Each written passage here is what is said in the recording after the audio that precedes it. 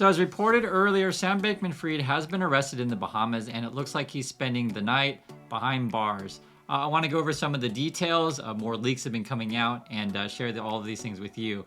So first, this is from the U.S. Attorney at the Southern District of New York. Their statement is, USA Damon Williams is saying, earlier this evening, Bahamian authorities arrested Sam Bankman-Fried at the request of the U.S. government based on a sealed indictment filed by the SDNY, so at the Southern District of New York. We expect to move to unseal the indictment in the morning, and we'll have more to say at that time. So we actually do have some of the leaks, which I'll go over in a second, but we'll go, the SEC then respond to that. This is Grual, and they're saying, we commend our law enforcement partners for securing the arrest of Sam Bankman-Fried on federal criminal charges. The SEC has authorized separate charges related to his violations of security laws to be filed publicly tomorrow in SDNY. The leaks, though, have said that some of the criminal charges against Bankman-Fried are going to be wire fraud conspiracy, securities fraud conspiracy, money laundering, and I'm sure there might be other things as well, and we'll get more details of it. This is Bankman-Fried, as you guys know, and for those of you who are just kind of catching up on the story, this is the whole FTX crypto exchange thing. He was just arrested in the Bahamas, and we're just looking at some of the details with you guys as well. He was supposed to testify in front of the House Congress tomorrow morning, but that looks like it's probably not going to happen. He also had turned down an invitation to the Senate. I don't know if invitation is the right word. I will say subpoena. He's in jail essentially. But according to it's sort of a draft copy of the testimony, it's saying here, Bankman-Fried had planned to say he was pressured by Sullivan and Cromwell lawyers to nominate Ray as a CEO, following the sudden exodus of customer funds, and when within minutes he changed his mind following an offer of $1 billion of fresh funding, he was told it was too late. So that's pretty interesting. Again, this is a statement from SBF is what they're going to present. I don't necessarily believe anything that he says, but I'm just telling you that that's a statement. Also, too, what they're going to be doing as well is they're going to be looking at John Ray's testimony before Congress as well. We'll get to go in a second here. I want to go through just a few more details. The thing is, it was really interesting. I guess he was arrested at 6 p.m. You guys can see this in his apartment complex in Albany. So that's basically a resort in the Bahamas. It's a nice place. They spend a bunch of money on this. We're going to talk about, we're talking about in the billions of dollars essentially for all the money that's been gone out. Also too is saying here, the timing when Mr. Bankman-Fried might be moved to the United States was unclear. While the Bahamas has an extradition treaty with the United States, the process can take weeks and sometimes far longer if criminal defendant contests it. So we'll see. This kind of situation with so much money involved. I mean, they're trying to do things correctly, of course. And my understanding and my feeling is they want to make sure that they basically uncover all stones and stuff like that. And also, too, before you start arresting people, throwing people in jail, right? You want to try to get as much cooperation around from him and people around him. That's sort of my thoughts in this. So, but the one of the things that was interesting that they were saying they were moving so quickly is because probably they have cooperation. You can see this right here. Several people familiar with the investigation said the speed with which the authorities moved in filing criminal and civil charges was an indication that prosecutors and regulators had received information from cooperating witnesses. So that's pretty interesting. Who knows, who's leaking stuff? It could be any number of people. I'm sure someone has made deals, right? And this is really going to be the interesting part is if some people get off because they made deals with the government and other people essentially have longer sentences. I'm sure you guys know how the criminal justice system works in regards to that. If you do take a deal from someone or you make a deal with someone as you think that I'm going to give a lesser important person, a deal in order to get the bigger person. So we'll see what happens with that.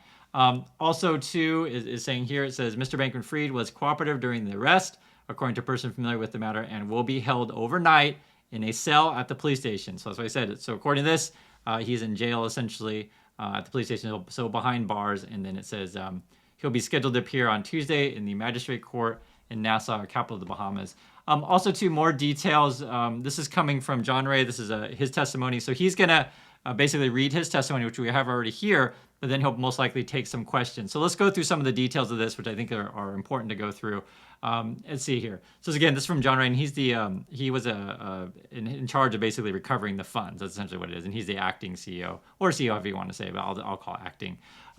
Although our investigation is ongoing, detailed findings will have to wait its conclusion.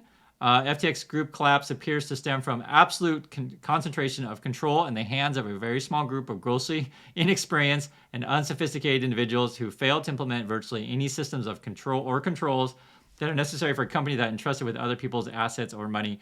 So John Ray is basically saying this is a bunch of kids who had a whole bunch of money and they did a really, really poor job. So you can see his language right there. He's saying absolute concentration of control. We've heard this before in other statements that he's made. And then this is a list of all the things that they were doing wrong, right? So some of the unacceptable management practices that FTX identified so far include. So here we go. Here's some of the stuff that it is. So one, the use of computer infrastructure that gave individuals in senior management access to systems that stored customer assets without security controls to prevent them from redirecting those assets. So basically they can move the money around as much as they want. There's not really any security protocols, and also too, we've heard from earlier reports that they might have been using unsecured email. And I always say might, because we're going to get the full details and full facts, etc. A lot of this stuff is still at the moment allegations, but this is coming from John Ray, and I'll trust what he says for now. And this is just, again, some of the details that he's sharing, and also too, to be aware, this is an ongoing investigation, so things are still fluid. Let's see what else he says though. The storing of certain private keys to access hundreds of millions of dollars in crypto assets without effective security controls or encryption. We've talked about this stuff before, again, mentioning the emails and stuff like that. But basically, if for those of you who are experts in crypto, you would probably know that if you're going to be sending around, he said hundreds of millions of dollars and you're not doing, proper security protocols, that certainly is a problem. The ability, that's number three, the ability of Alameda, the crypto hedge fund with the FTX group, to borrow funds held at FTX.com to be utilized for its own trading or investments without any effective limits. So essentially, they were just transferring money around, and there's no limits, and there's just free reign to do your trading with essentially risky bets as possible. Essentially, literally. And we know this as well because when I was talking about this stuff early on, months ago, and you can find my old videos. I'm not making it up. I literally was making videos about this. Sam Bankman-Fried's whole sort of goal was to have the laws so that retail investors could take futures bets on crypto using leverage and basically the riskiest bets possible with the most leverage possible. That's essentially what it was. And I was calling out BS for a long time on this channel. So none of this stuff is necessarily surprising. Like I said, we've been talking about this for a long time. Also say, John Ray is saying the commingling of assets was a problem, right? So that's just not protecting the money, like say, hey, this is customer money, hey, this is trading money, hey, this is this company's money, etc. Like everything's all mixed up. Maybe essentially in one account or secret accounts. What else we got here? The lack of complete documentation for transactions involving nearly 500 investments weighted with FTX group funds and assets. So basically, this is sort of what I think is difficult about this. And now here's the one thing that I would say when you read this, a lack of complete documentation. Was that because of just basically incompetence? Like they're just not good at this stuff? Or did they do this kind of system to hide things, right? This is the kind of questions we've talked about before in early reports from John Ray that evidently he was saying in FTX, they use a lot of messaging that would self-delete after a few seconds. And also too, if you guys remember, we talked about as well, the way the internal messaging would work over at FTX is that they would message each other and say, hey, can I have money for this? And then the say accounts payable department would send them an emoji to be either approval or denied. If you guys remember this stuff, and people were all making jokes about just imagine at your work if you're using emojis for your fishy documents, it's kind of ridiculous. Also too, we have the absence of audited or reliable financial statements. As again, this is both, like I said, is it incompetence or is it on purpose to hide what they were doing? You could read it either way. Also too, we have the lack of personnel in financial and risk management functions, which are typically present in any company close to the size of FTX Group, right? So they just have enough people on hand to track the money in a proper way. It's another way. And this corroborates other statements that John Ray has been saying, that the money is controlled by a small group of people, essentially. And also, too, we've talked about in the past on the channel as well, is that it looked like FTX had two different sets of books, like the official set and then the secret set that maybe only a few people knew about. I'm just filling in the blanks of some of the stuff that we've talked about. This is more he's saying as well. The absence of independent governance throughout the FTX group, with that understanding, as soon as I gain control, on November 11th, I began implementing a restructuring plan that will serve as a roadmap for navigating the FTX debtor entities from Chapter 11 and to the final resolution with the customers and creditors. So basically, right now, what John Ray is doing is trying to recover the money. That's essentially what this is all about. And essentially, as well as, like I said, this ongoing investigation. So we'll see what else is going to happen. Some of the other things which I think are interesting as well. He's talking about the different objectives that they're trying to do at the moment. So he said the plan for essentially recovering the money, the Chapter 11 bankruptcy, has 5 objectives. The first objective, he said, is to implementation of controls, which is already underway. So that work involves what you can see here: accounting, audit, cash management, cybersecurity, human resources, risk management, and other systems that did not exist. So you're basically trying to come in, clean up everything, and sort of get things organized. Because before, you can say return any money to anyone. This is assuming that anyone gets any money back at all. Because I have no prediction that, other than I think the big money will get their money first and the little money will get their money last, but most likely not at all. That's essentially what it's going to be. Also, too, it says second objective. So first is organization, basically, is what they're saying. Second objective is asset protection and recovery. You guys can see this as well. And he's saying here, we are working around the clock to locate and secure the property of the estate, and a substantial portion which may be missing, misappropriated, or readily traceable due to lack of proper record keeping, right? Also, too, third objective, transparency investigation.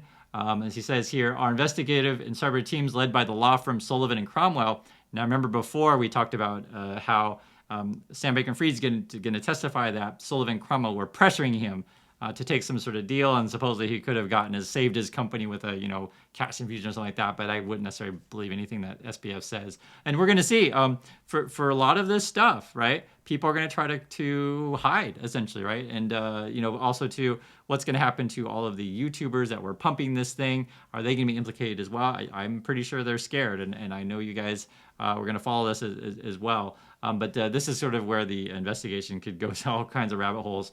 What else we got here? Let's see here. Fourth objective is efficiency and coordination, which requires cooperation and coordination with insolvency proceedings of subsidiary companies in their other jurisdictions. So what this kind of tells me is that they're basically going to be tracking the money, and where else could it be or not be, who owes money to who. That's sort of what that part is all about. And then the fifth and final objective was saying here is the maximization value for all stakeholders through the eventual reorganization or sale of the complex array of businesses, investments, digital assets, and physical property. Like you also have the buildings that FTX owns. So theoretically, that could be one way to recover some money, is you could sell, for example, all of the apartments and the headquarters of FTX and all that things, and then use that sale of said assets to some people. So I think this thing is going to be pretty crazy. Questions have also been raised about what I think of many opinions expressed by former CEO Sam Bankman-Fried and his recent offers to assist in the recovery effort, right? So John Ray is saying, hey, SBF is offered to help us. And what do I think about that? John Ray responds, I will not comment on his statements other than to say that this is a professional investigation that is proceeding in a professional manner. We have a fact-finding process in place, and we'll seek information from Mr. Bankman-Fried and others throughout that process as appropriate. So I think that's really interesting. And my opinion on this stuff is always with these things is I don't trust anything SBF says. I think John Ray is going to do a good job, but I think if you're a retail investor and you're trying to get your money out of this thing, I just wouldn't plan on getting any back, to be perfectly frank.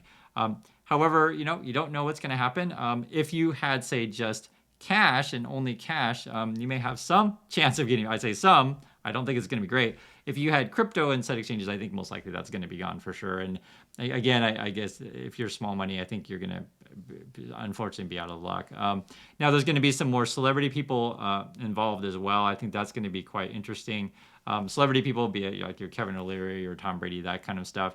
They're going to be, have celebrity lawyers, and that's going to be a whole circus in itself. Then you have the YouTubers and stuff like that. In my opinion, we've talked about this before because this is always be up for debate, and I'd love to hear your opinion on this as well. So if like Tom Brady or the other basketball player, Steph Curry, is like, hey guys, you should do FTX. Or for example, Sam Bankman-Fried wanted to give money to Taylor Swift, and maybe Taylor Swift would have put an FTX thing on her concert or something like that. I just think that's very, very different than if someone on YouTube who is a financial person shows their FTX account and also says, hey guys, you should buy NFTs and you should buy Bitcoin. I'm buying Bitcoin and NFTs. It's all wonderful. It's all great. And they do that like every day for a year. I think that's very, very different than, say, a one-time concert or a one-time commercial. So we'll see how the courts respond to these kind of things. But when it comes to people getting, losing money, getting mad, getting angry, and trying to get that money back, all bets are off. So this is the latest updates on FTX. Love to hear you guys' thoughts as well. We'll go over the specific charges tomorrow morning as they're released. So thanks again for watching, and I'll catch you guys in the next video.